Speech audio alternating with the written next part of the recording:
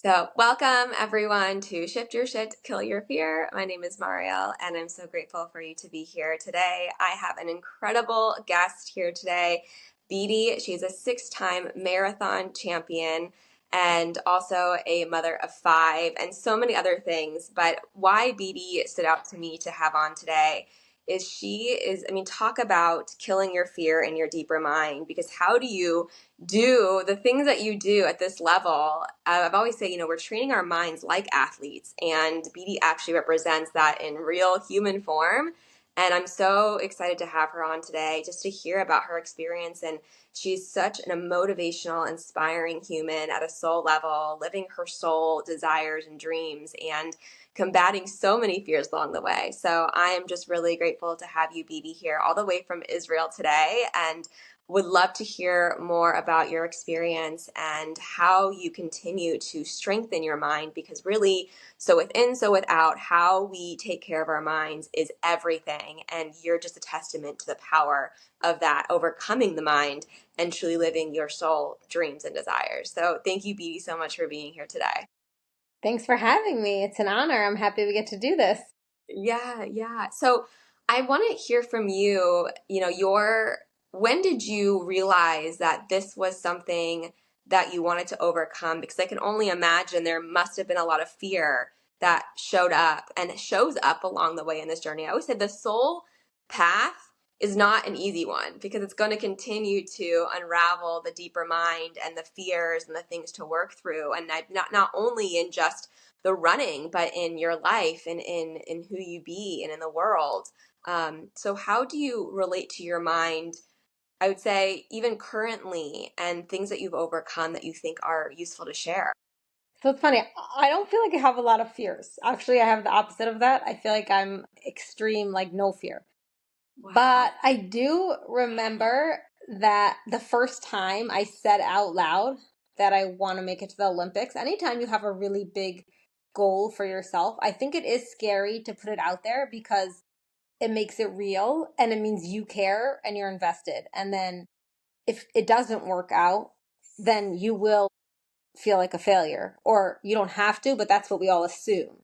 And so actually, like, I had never thought about the Olympics. And then in 2019, right before I won my first national championship marathon, I had just won the half marathon and kind of shocked myself.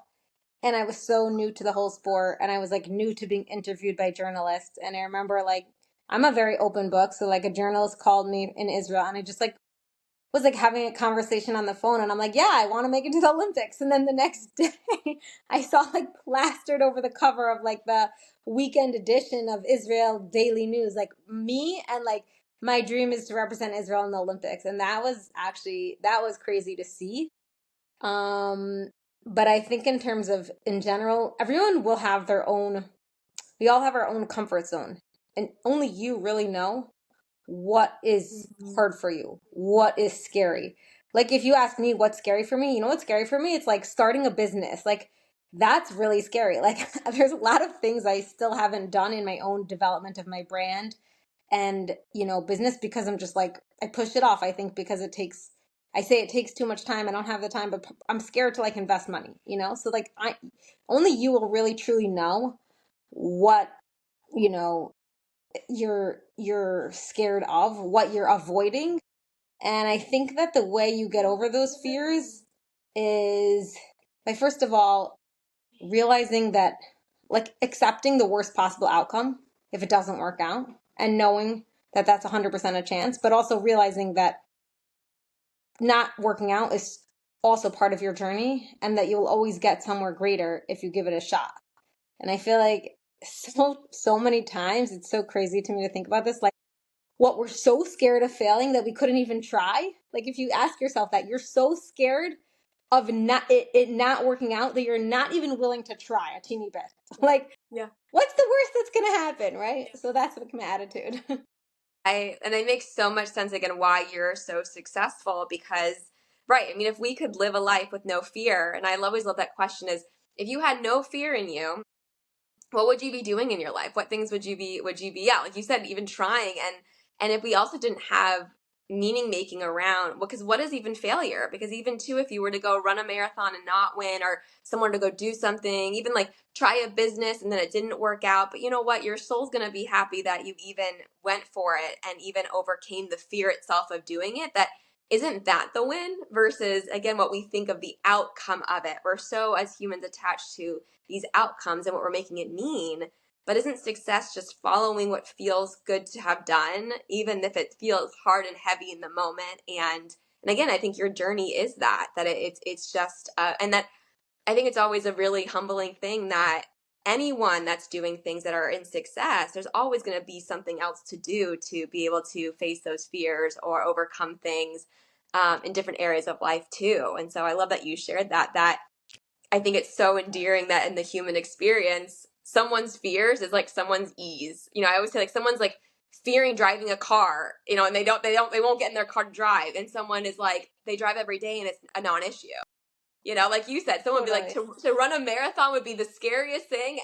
But to start a business, that would be easy. You know, it's so cute how our humanness has different fears and has different things. And I always tell people, you know, think of it that way, that like your fear is someone's like non-issue, but also that something that you do. So for example, BD, that you're like, I don't have fear about this running thing, that other people would fear that so deeply. And it's something that we can kind of like balance out our fears a little bit with seeing, you know, how interesting this game of life is. Yeah. And actually, like, just as a concept in Judaism, there's this concept called your choice box, basically. In Hebrew, we say like nekudat habechira, right? Like every person does not have, like when we talk about free will, it's measured based on like what I was saying, what is your comfort zone? What would actually be an expression of choice for you? And we're constantly moving that up based on how we grow in every single area. So like I think the humanness is that we all are going to have the experience of having to face our fears in a certain area and having to step out of our comfort zone, and we can express that in very different areas. So that's like what I love hearing people's journeys, because I feel like even if we're going through something entirely different, the emotions are the same, you know, and we can relate to what that's like, and the failures and the disappointments and the putting yourself out there and the caring, you know, those parts are all the same. Absolutely. And I love that too. Yeah. Again, why do we have certain fears and not certain fears? I mean, we were given that to continue to grow, I say our vessel of, you know, being able to get to get a little bit discomfortable in the moment, and then be able to move through that and feel again more. I think it's also building the trust in self. I'm curious, you know, be to your journey of trusting yourself and you know, God and things bigger than you along your journey. How has that been for you? And um, yeah, what are things that show up for you along your journey in that? Honestly, that's been one of like a very interesting you know, piece of it, because when I started out, I was so new and so naive. It was so easy to believe in possibility. Anything's possible, right? Like you're making the most dramatic changes in the beginning because you have, you know, you're improving, right? Anything's an improvement. So it's always so fun, and it's very easy to have faith, and when everything's working out, it's especially easy to say like God's with me every step of the way and anything's possible, which is still my mantra. But I think like the hardest thing now is kind of to be like, I at a certain point had to realize that you can believe deeply in a goal and want it, have the desire so strongly, but you need to detach yourself from the outcome. You can't be clenching onto the goal to complete yourself and feel incomplete without it. And that is such a hard thing to do, because if the desire is so strong, then you might feel incomplete without it. And so the work for me has been being able to like have this faith in God, and absolute, and like that my desire is so deep, and like to bring more of God's light into the world, to develop this talent and passion that he's given me to the fullest potential. But then at the same time, just kind of like completely detach myself from the outcomes that I want. And like, it's weird because sometimes I'm like, BD, are you fooling yourself? Like maybe you're just checking out. Like, do you really want it? So what I've been asking myself now, there's two things that have kind of helped me, is number one, to be a curious observer of my own journey. Like, let's just be curious. Let's just see, because I'm in a kind of interesting place also with my training and injury. But then number two, also to realize that there is so much beauty in like the process of asking myself, if you had the goal already, how would you be showing up now? Right? Like, what would it look like to you to to have met that outcome? So say right now, I really want to make it to the European Championships and represent Israel finally. Like, I actually have never been part of an official delegation for a variety of reasons. And of course, as my, luck would have it, I'm like coming back from an injury. I had already qualified, but now they want me to do a specific fitness test. And I feel like there's always been a hurdle. It's always been something. And so like I'm not able to train at the maximum level I would need really to like reach that fitness. So I'm kind of doing a combination of biking and running, and it's hard to say like, oh, for sure I'm going to be able to make it. Like I have no idea if I'm going to be able to actually reach that fitness goal by the time I need. But what I am doing is just, like I said, number one, being curious, like to see how it is. And number two is just like, what is that feeling that I'm looking for of representing Israel in the European Championships? It's like, I want to be an ambassador to bring as much light into the world for God. And if I want to do that, then how can I do that every single day now, right? How am I living in alignment with that goal already? How am I showing up as my highest self? So like it's even just like I think about it when it comes to my kids and to my relationships, like those things have to be just as prioritized. Like I have to be the kind of person that I would consider myself as a, representative of Israel and this incredible athlete that has, utilizing her gifts to the fullest. So like I have to be doing that already now. So that has been my mindset on this journey. Absolutely. And I think too, because, so many times we identify with certain identities of who we are. And then again, it goes, if, for example, as though it may be uncomfortable, but something that we take a lot of, I guess, pride in, so again, when you are like a marathon champion going in, what if tomorrow that was like not my path anymore? God wanted something different for me, and just strip that identity, it kind of feel like a death of somebody. But then but if I'm knowing that I'm just of who I be, am worthy, am wonderful, and really what you're hitting on is in that energy of I'm already this way of how I see myself to be regardless of outcome. I think that's beautiful, and that's something that really, again, I always think about the neutralizing. It's like, yes, I can win this thing and I can lose this thing, and either way it's kind of getting to that place of whatever. Like, if we can get to that, it's like anxiety can't I always say too, if a match to an Right. ocean, it can't last. It can't, like, if it's like a whatever energy. And again, the ego's going to trick you of like, well, if you're whatever about it, then you don't care about it. And then it's like all the chatter in the mind. But really, if you Yeah. can be detached, I think that's a beautiful gift when we can get there, because then it's like we leave it up to something bigger. If it's meant for me, it's going to find me. And it doesn't even mean anything about me if, again, I get this thing, don't get this thing. And it's kind of really, again, trusting self and then trusting something bigger. And that I again, also this concept of living in the end, which is a Neville Goddard concept, if you want to look into that work. And it's the idea of like, yeah, if I already am that, have that, be that, how would I be acting? And that's you stepping into the identity that you want to be. And people wait till like, well, when I have that, I will feel that way. When I have, Right. and it's the opposite. You gotta embrace it and be it before you're gonna see it. And it's a little weird thing that we've never really been taught that way. But when you can do that, that is super powerful. And then again, you're magnetic to the things that are aligned to that, because you're starting to take action and get your mind right into that direction. And so I love that you're speaking my language of how we train the mind and the being and the vessel to become that. People want their manifestations. Like, I want that car, I want that dream home, I want that dream job, but they're avoiding the inner work of who do you have to be to have that becoming for you, becoming through you. And like you say, and again, we're connected souls in the idea of we're here to bring more light into the world, and how we can do that first and foremost, versus our desires at that level are so much more powerful than anything physical out there too.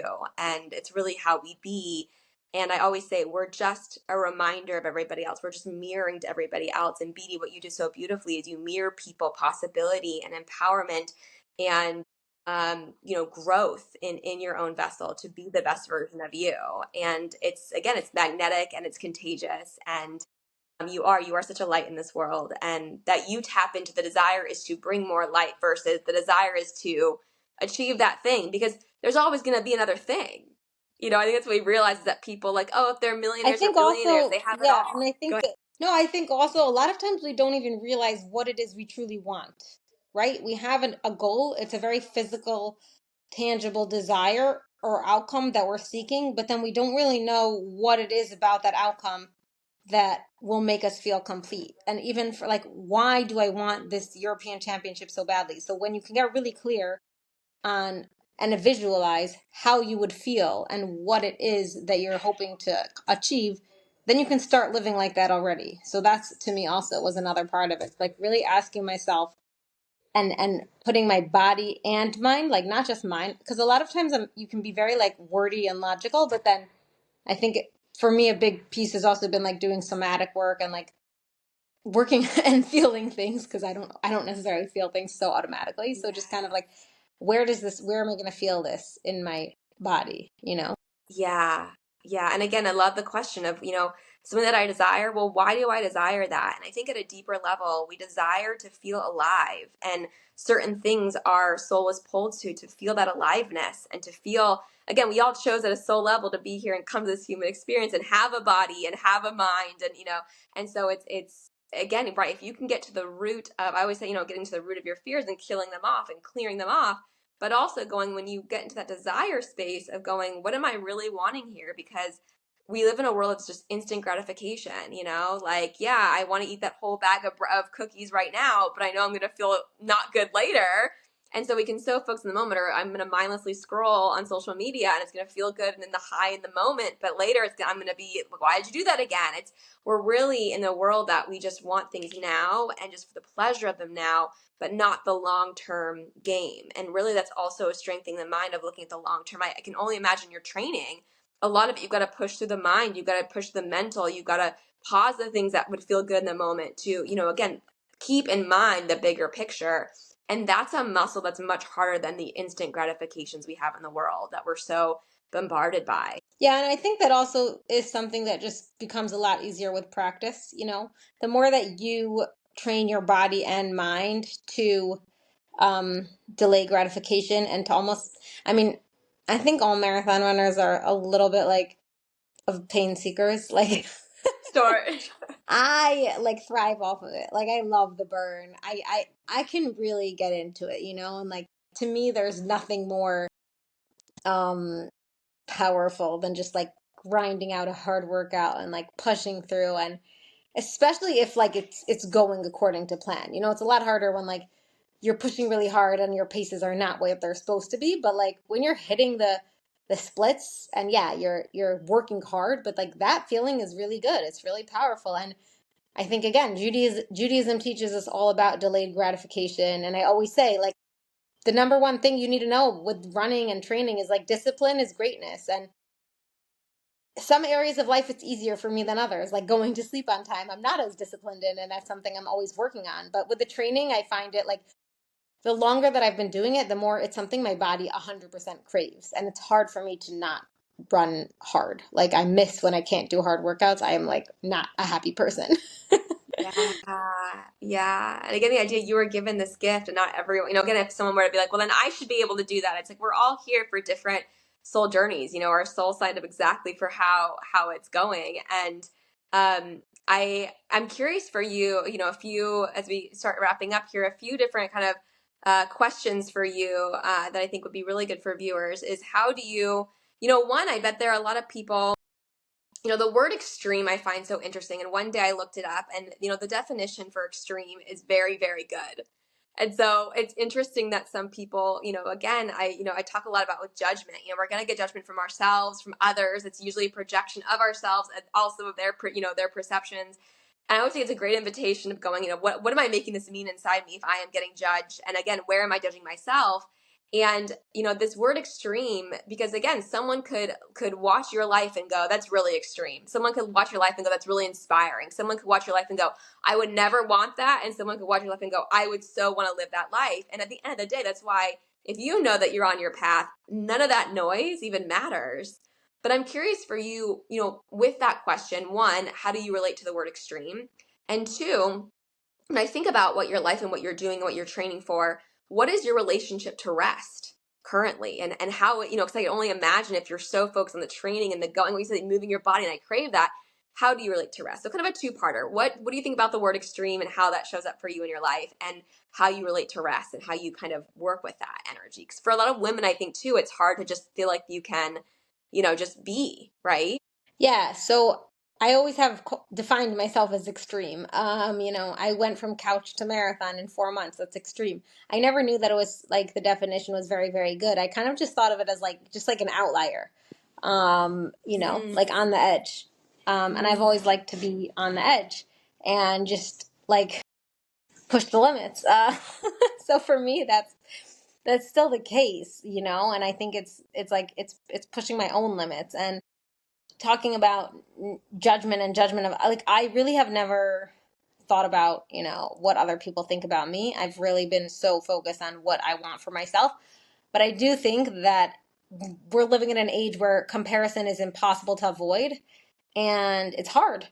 And without even realizing, we're constantly noticing what other people are up to and wondering why we aren't there also, and that I have noticed in myself over the last few years, especially dealing with injuries and wondering, why am I not progressing like those other athletes? And I think it's so important to, first of all, be doing something for you, like not for anyone else, not for your parents, not to make people happy, not for your spouse, because you want it and because you care about it and because you're passionate about it. And that you cannot live your own life for anyone else but you. Mm-hmm. And then in terms of rest, I have worked a lot to come to a place where I'm really into rest. Like, I'm into being just less is more, less hustling, less doing, less running around. My husband might disagree that I'm 100% there, but like, because I've come a long way, Yeah. and it was hard for me, and it still is hard for me in certain ways. But when you train really hard, you're tired, and I just realized at a certain point that I couldn't be a good mother, and like what my kids need is like a present mom who's not harried and stressed and frazzled. Like, I did have a period where I was working for Aish, and I found it very, very hard to balance everything. Like, I couldn't train the way I wanted and be a mom the way I wanted and also work the way I wanted. So I do, speaking engagements and some social media stuff, but I work minimally. Like, I've turned down a lot of opportunities to travel and things like that because I just realized, like, it's not what I want for my life right now. And I'm not into the hustle culture. I think that we need more time with ourselves and slowing down and being present. And that's the best part of Shabbat, just to do nothing. Yes, yeah. I get. It's kind of like flipping its head, with this hustle culture that is, our world is changing, and we're starting to realize that if we're not taking care again of the internal, even self-care, right? People can feel guilty about that or bad about that, and it's time to shift that and realize if you're not taking care of yourself, I mean, we are energy, and so for a mom, if they're not taking care of their selves, that energy is going to be sent to their kids. And your beliefs and your thoughts and your energy is literally, if you knew that was the number one thing of however you can make the best energy of you is going to support all the people in your life. If we knew that, then we would take so much more care of of that internal being. And so that's so beautiful to hear. And again, the less is more. It's so funny, we think about what things to add to our lives, but I always go start with like what things to subtract, because again, we're just again in a world of like, let me do Right. more, do more, do more, do more. And so how do I do less and simplify that I actually feel like I can give more and I can receive more and I can be more? I think that's really the invitation that we're starting to see, is like always adding. And like you said too, if I'm doing things, and that's people get, that's the stuck a lot for people, is who am I living for, myself or other people? Or, again, the fear of judgment. If I was living on an island by myself, would I still have the same desire to be a marathon runner? Or is it for, and again, when we can get to that truth and that core, that's, I think, what continues to light us up and keep us going, even on the darkest days and darkest times, or even when we're questioning. Because again, if it's a soul desire, the soul's going to continue to pull you. And when you're not aligned, it's going to continue to just try to knock at your door and awaken you to it. And that is just, I think, a continual, it's always going to feel good deep down, because again, it is at a soul true desire versus for anyone else or anything else. Right. Amazing. Yeah. Amazing.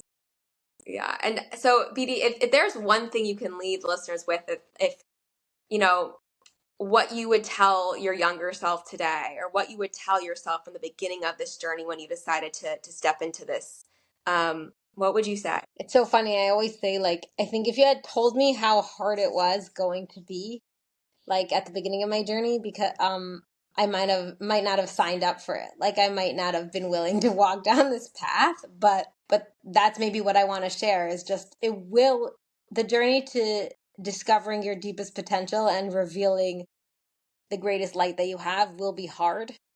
There will be times that you really doubt yourself. You will fall and get up 100 times, but that's okay. And you're not over till it's over. Like, give yourself the second, third, fourth chance. Don't give up on yourself before it's too early. Don't quit. Because, that's what it takes to reach success, to reach your potential, to delve to the depth of who you can be. And I think we don't always realize that because most people are scared to show it. And because when you are doubting yourself and you're in the darkness and the depths of it, you don't talk about it. You talk about it after the fact when it already, like, when you've reached the success. So then when we're fighting through that, we feel like we're alone. But really everyone goes through those dark moments. And if you can keep showing up with certainty in whatever you're pursuing, then that allows you to reveal the greatest light. Beautiful. I think And of I'm saying Albert this Einstein. before I've reached my greatest light, but I know that I'm like, I believe in my path, Absolutely. Yeah, And the also to be certainty. proud. And the second thing I would say is be proud of every single step you've taken. Mm, Never stop cheering yourself on. And really to take stock every couple months, because if you are constantly relentlessly chasing something, you will get burnt out. And if you're able to look back and see progress and see, like, wow, like, look how far I've come, that will give you motivation to keep moving forward. yes.